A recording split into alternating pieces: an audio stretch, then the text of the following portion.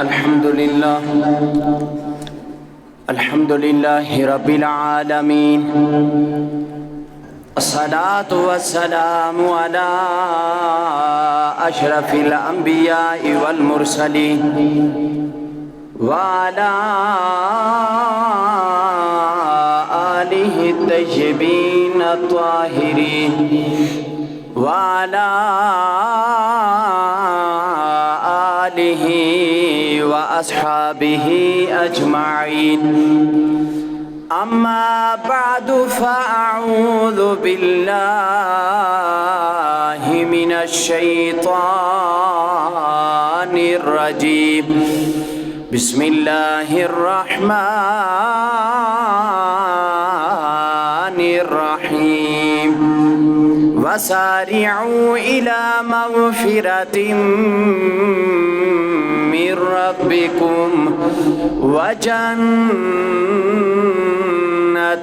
عرضها السماوات والأرض أعدت للمتقين. آمنت بالله صدق الله مولانا العظيم وصدق رسوله النبي الكريم الأمين. الصلاة والسلام عليك يا سيدي يا رسول الله وعلى آلك وأصحابك يا سيدي يا حبيب الله. الصلاة والسلام عليك يا إمام القبلتين وعلى آلك وأصحابك يا خاتم النبيين.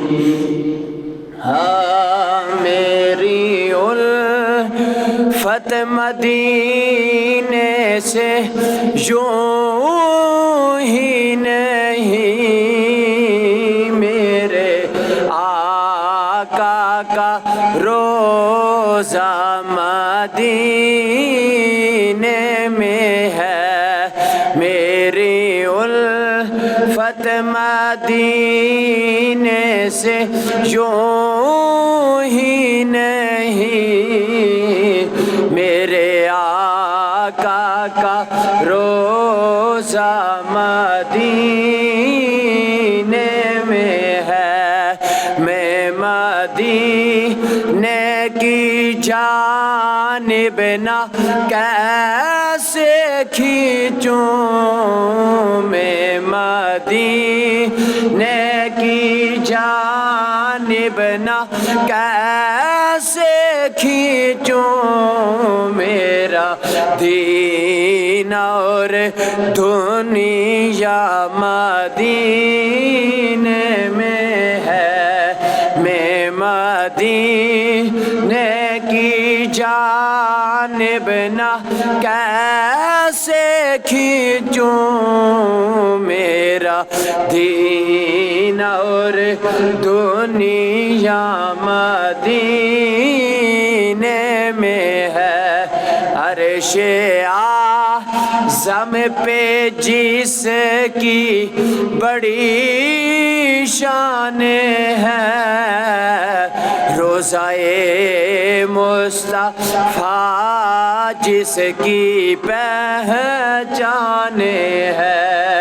عرش اعظم پہ جس کی بڑی شان ہے، روضہ مصطفیٰ جس کی پہچان ہے.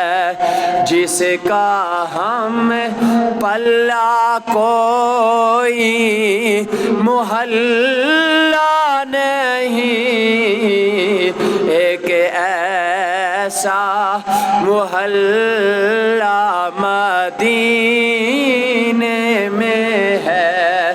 میری الفت مدینے مدینے سے یوں ہی نہیں، میرے آقا کا روضہ مدینے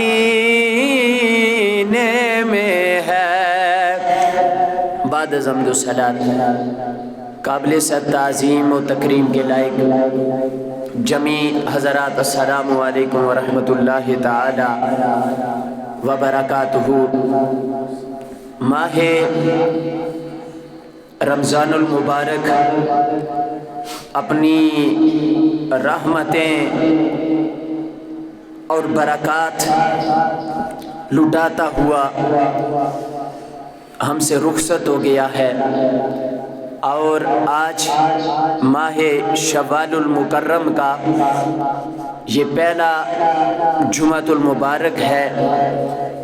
اللہ رب العالمین آج کے دن ہم سب کا اس مسجد کے پر نور ماحول میں حاضر ہونا اور اجتماعی شکل میں ذکر خیر کرنا اپنی بارگاہ میں قبول فرمائے۔ آج کی اس مختصر سی نشست کے اندر جو آیہ کریمہ سورہ آل عمران کی 133 نمبر آیہ مبارکہ آپ حضرات کے سماعتوں کی نظر کی ہے، میرے رب نے قرآن مجید میں اعلان فرمایا کہ وَسَارِعُوا إِلَى مَغْفِرَةٍ مِّن رَبِّكُمْ، ساریو دوڑو، اِلیٰ مغفرۃ من ربکم، بخشش کی طرف جو تمہارے رب کی طرف سے ہے، وجنۃ عرضها السماوات والارض اعدت للمتقین، اور دوڑو جنت کی طرف جس کی چوڑائی آسمانوں اور زمین جتنی ہے، جو تیار کی گئی ہے للمتقین، پرہیزگاروں کے لیے۔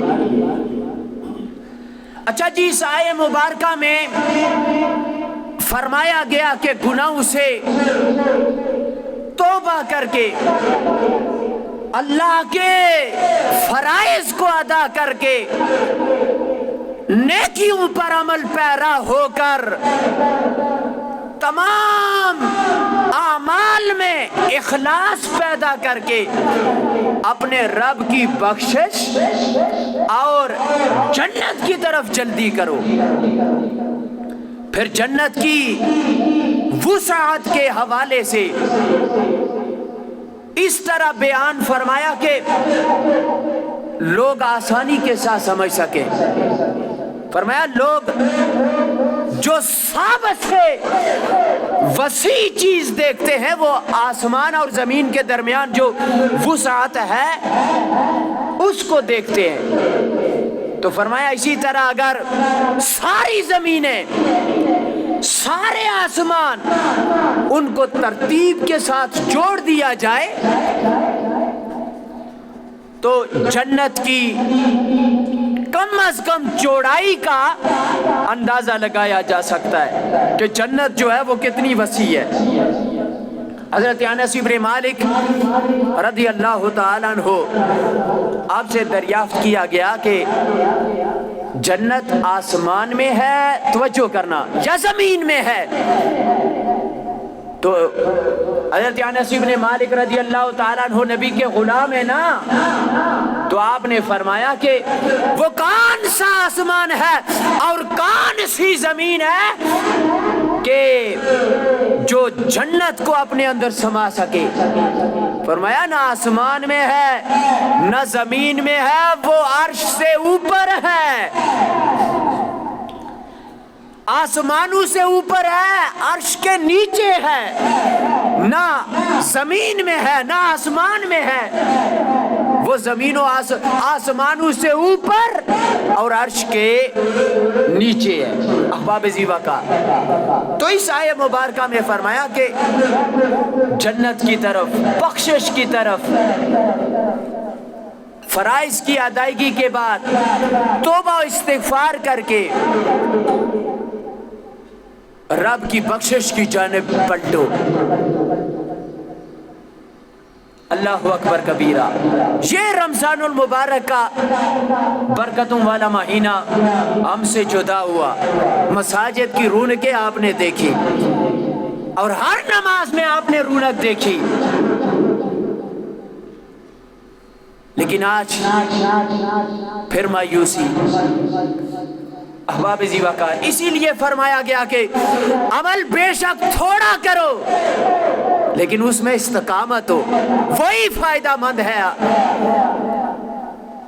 اور ایسے اعمال جو ہم کرتے ہیں ان کے حوالے سے سورہ نحل میں ایک سود کاٹنے والی عورت کی مثال رب نے دی ہے کہ جب وہ سود کاٹتی ہے بڑے اچھے انداز کے ساتھ اس کو بناتی ہے، بنا کر محنت کر کے پھر اس کو پارا پارا کر دیتی ہے۔ بھائی کیا فائدہ پھر محنت کا؟ احباب ذی وقار، تو بخاری کے اندر روایت ہے، میرے آقا نے فرمایا انما الاعمال بالخواتیم، اعمال کا دار و مدار سارا کس پر ہے؟ خاتمے پر ہے۔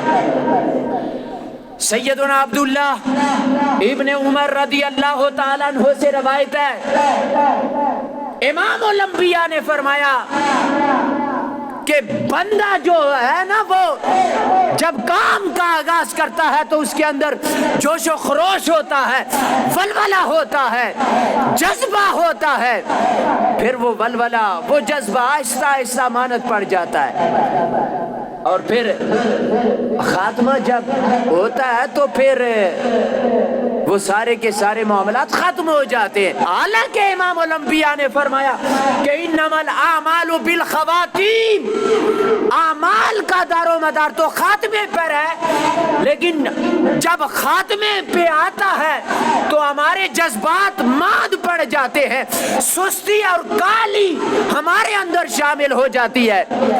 احباب ذی وقار، تو فرمایا جب ایسے جذبات آ جائیں، سستی پیدا ہو جائے، کاہلی آ جائے، شروع سے میانہ روی اختیار کرے تاکہ جذبات ماد نہ پڑے اور بالخصوص اختتام سستی اور کالی کی جانب پلٹے، تو امام الانبیاء کی سیرت سے رہنمائی حاصل کر لیا کرے۔ احباب ذی وقار، اعتدال اور میانہ روی کے حوالے سے میں چند مسائل آپ حضرات کے سامنے رکھتا ہوں۔ مسجد نبوی میں امام الانبیاء فخر المرسلین حبیب کبریا جناب محمد رسول اللہ صلی اللہ تعالی علیہ وسلم آپ تشریف لائے۔ میرے آقا علیہ الصلوۃ والسلام نے دیکھا دو ستونوں کے درمیان رسی باندھی ہوئی ہے، توجہ کرنا، دو ستونوں کے درمیان مسجد نبوی میں رسی باندھی ہوئی ہے۔ امام الانبیاء نے فرمایا او میرے پیارے غلامو، یہ رسی کس نے باندھی ہے اور باندھنے کی وجہ کیا ہے؟ میرے آقا علیہ الصلوۃ والسلام کو بتایا گیا، یا نبی اللہ صلی اللہ تعالی علیہ وسلم، اے میرے پیارے آقا، آپ کی صاحبزادی جناب سیدہ زینب رضی اللہ تعالی عنہا، آپ نے یہ دو ستونوں کے درمیان رسی باندھی ہے تاکہ عبادت گزاری کی جائے، اور عبادت کرتے کرتے جب نیند پہ غلبہ آ جائے تو پھر اپنے بالوں کو اس رسی کے ساتھ باندھا جائے اور نیند کو دور کیا جائے۔ میرے آقا علیہ الصلوۃ والسلام نے وہ رسی کھلوا دی، فرمایا اے میری پیاری لخت جگر، اور جب نیند آ جائے تو سو جایا کرو، جب حشاش بشاش ہو، چہرے پہ تھکاوٹ نہ ہو، تو پھر کائنات کے رب کے حضور اپنی جبین نیاز کو جھکا لیا کرو۔ سمجھ آئی بات؟ یہ میرے آقا علیہ الصلوۃ والسلام کی تربیت ہے، یہ میرے آقا علیہ الصلوۃ والسلام کی سیرت ہے۔ بھائی اتنے اپنے آپ کو نہ تھکاؤ، تھوڑا عمل کرو لیکن ستھرا کرو، اور پھر اس میں استقامت پیدا کرو، اخلاص پیدا کرو۔ 3 صحابہ وہ میرے آقا علیہ الصلوۃ والسلام کی ازواج مطہرات کے پاس آئے، فرمایا امام الانبیاء کے اعمال کے بارے میں ہمیں آگاہی دو کہ امام الانبیاء کس انداز کے ساتھ عبادت کرتے ہیں۔ ازواج مطہرات نے بتایا بھائی اس وقت یہ عبادت کرتے ہیں، یہ کرتے ہیں، یہ وہ سارے معاملات بتائے، لیکن یہ بندے تین سمجھنے پہ مجبور ہو گئے کہ وہ تو امام الانبیاء ہے، معصوم عن الخطا ہے، وہ تو رب کے نبی ہیں، رب کے رسول ہیں، ہم تو رب کے بندے ہیں، ہمیں تو عبادت کرنی چاہیے۔ اب ایک نے کہا میں ساری زندگی روزہ رکھوں گا، توجہ کرنا، دوسرے نے کہا میں ساری زندگی رات کو نہیں سوؤں گا، عبادت کروں گا، اب تیسرے نے کہا میں کبھی نکاح نہیں کروں گا۔ امام الانبیاء نے یہ باتیں سنی، میرے آقا علیہ الصلوۃ والسلام نے پاس بلا لیا، فرمایا رب کے بندو اوہ یہ میری سیرت نہیں ہے، میں روزے رکھتا ہوں تو ساتھ افطاری بھی کرتا ہوں، سمجھ آئی بات؟ اگر میں عبادت کرتا ہوں تو رات کو آرام بھی کرتا ہوں اور میں نکاح بھی کرتا ہوں، یہ میری سیرت نہیں ہے کہ نکاح نہ کرو، ساری زندگی وہ روزے میں رہو اور سونا آرام نہ فرماؤ، ساری زندگی عبادت کرتے رہو، یہ میرا عمل نہیں ہے، یہ میرا طریقہ کار نہیں ہے، یہ میری سیرت نہیں ہے۔ احباب زیواکار فرمایا کہ پھر اعمال کے اندر میان روی اور پھر اس انداز کے ساتھ کہ اس میں استقامت ہو، انما الاعمال بالخواتیم، کیونکہ اعمال کا دار و مدار خاتمے پر ہے۔ احباب زیواکار اللہ اکبر کبیرہ، اختتام رمضان یعنی رمضان کا پورا مہینہ ہم نے رب کی عبادت میں گزارا، مساجد کو آباد کیا، تسبیح و تہلیل کی، اور پھر ہمارے وہ جذبات مات پڑ گئے۔ اب خاتمے کی طرف آئیں تو عمر ابن خطاب رضی اللہ تعالیٰ عنہ وہ عید والے روز جب آپ کی آنکھوں سے آنسو کے قطرے نکلتے ہیں رب کی خشیت کی وجہ سے، تو غلام پوچھتے ہیں امیر المومنین آج تو عید کا دن ہے، آج تو کم از کم آپ کو خوش ہونا چاہیے۔ فرمایا یہ عید کا دن بھی ہے اور وعید کا دن بھی ہے، اور جن کے روزے قبول ہوئے ہیں، عبادتیں قبول ہوئی ہیں، وہ تو عید کریں، اور جن کے نہیں ہوئے ان کے لیے تو وعید ہے۔ انما الاعمال بالخواتیم، اعمال کا دار و مدار تو خاتمے پر ہے۔ تو احباب زیواکار میں یہ عرض کرنا چاہتا ہوں کہ وہ رونقیں واپس آنی چاہیے، مساجدیں اسی انداز کے ساتھ آباد ہونی چاہیے، نمازیں اسی انداز کے ساتھ فرائض کی ادائیگی جماعت کے ساتھ ہونی چاہیے، تسبیح و تہلیل اسی انداز کے ساتھ ہونی چاہیے، اور پھر وہ رمضان غمخواری کا درس دیتا تھا، وہ دکھ درد بانٹنے کا مہینہ تھا، وہ دکھ درد بانٹنے کا درس دیتا تھا، وہ مہمان نوازی کا درس دیتا تھا۔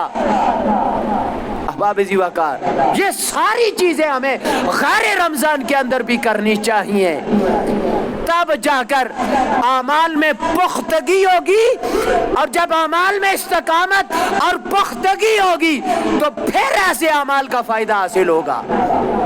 احباب زیواکار جیسے آپ دیکھیں نا، حضرت یعقوب علیہ نبی جناب علیہ الصلوۃ والسلام شکوے شکایتیں ہوتی تھی تو وہ رب کی بارگاہ میں بیان کرتے تھے، اور کسی یا پھر ایسے اعتماد والے بندے کو بندہ شکوے شکایتیں کرتا ہے نا جو تماشا نہیں لگاتا، تو احباب زیواکار تو یہ ساری رحمتیں، یہ برکتیں، یہ عزتیں یہ رب کی جانب سے ہوتی ہیں۔ تو اعمال میں استقامت کی رب کے حضور دعا کیا کرو کہ اللہ ہمیں استقامت عطا فرمائے. ہم جو اعمال کر رہے ہیں اس میں اخلاص بھی پیدا ہونا چاہیے. وہ رب کے حضور یہ دعا کیا کرے. اور پھر دکھ درد بانٹنے کا وہ مہینہ چلا گیا ہے، لیکن اس اعمال کو ہم نے برقرار رکھنا ہے. اب توجہ کریں، خولا بنت سالبہ یہ میرے آقا کی صحابیہ ہیں اور اوس بن صامت رضی اللہ تعالیٰ عنہ کے نکاح میں تھی. زمانہ جاہلیت میں زہار جو ہے وہ اگر ہوتا تو پھر طلاق واقع ہو جاتی تھی. تو اوس بن صامت نے ایک مرتبہ کہا کہ تو مجھ پر میری ماں کی پشت کی مثل ہے. یہ زمانہ جاہلیت میں اگر الفاظ یوز کیے جاتے تھے تو پھر طلاق ہوتی تھی. امام الانبیاء کی بارگاہ میں خولا بنت سالبہ حاضر ہوئی. عرض کیا یا رسول اللہ، میرے خاوند نے تو یہ بات کر دی ہے، اب میری عمر بھی زیادہ ہو چکی ہے، ماں باپ بھی مر گئے ہیں، میرا خاوند مجھ سے پیار بھی کرتا ہے اور بچے بھی چھوٹے چھوٹے ہیں، میں کدھر جاؤں گی؟ امام الانبیاء خاموش. فرمایا زہار کے بارے میں کوئی رب کی جانب سے نیا حکم نہیں آیا. میرے آقا علیہ الصلوۃ والسلام خاموش. بھائی کیا ہوگا تمہارا رب کی جانب سے حکم کا انتظار؟ اب دل ہی دل میں کائنات کے رب کے حضور التجائیں کی، رب کے حضور مناجات کیے، دعائیں کی. اب سورہ مجادلہ کے اندر آیات بینات نازل ہو گئی. میرے آقا علیہ الصلوۃ والسلام نے وہ آیات بینات اپنی پیاری صحابیہ کو سنا دی. تو عرض کرنے کا مقصد یہ ہے کہ دکھ درد بانٹنے والا مہینہ. امام الانبیاء کی بارگاہ میں جب صحابیہ تشریف لائی تو کائنات کے رب نے ان کی بات کو سنا، جواب بھی عطا فرمایا. میرے آقا علیہ الصلوۃ والسلام نے اپنی صحابیہ کی سفارش بھی کی. احباب زیوکار، یہ وہی حضرت خولا بنت سالبہ ہیں. عمر ابن خطاب رضی اللہ تعالیٰ عنہ آپ کو کہتی ہے اے عمر، اس کائنات کے رب سے ڈرو.